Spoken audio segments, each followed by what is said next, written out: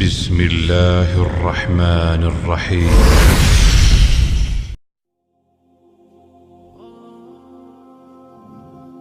ابراهیم پسر ادهم رحمت الله علیه به بازار بصره می گذشت.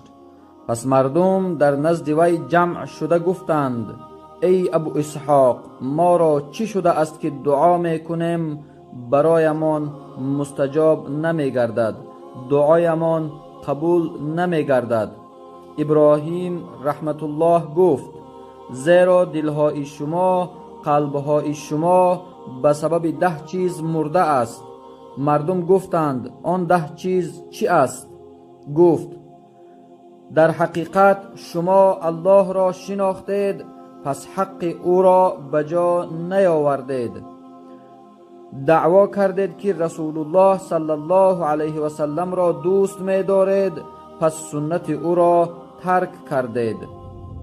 قرآن را خواندید و به آن عمل نکردید.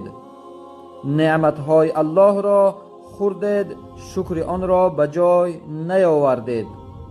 شما گفتید که شیطان دشمنتان است، اما او را اطاعت و فرمانبرداری کردید.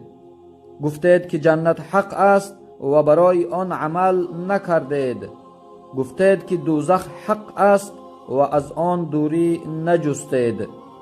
گفتید که مردن حق است و برای آن تیاری ندیدید.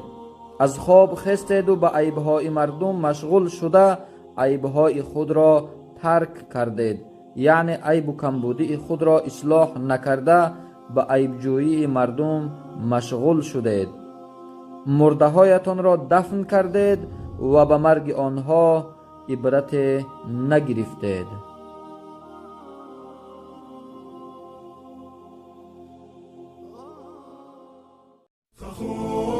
فخور بإسلامي فمن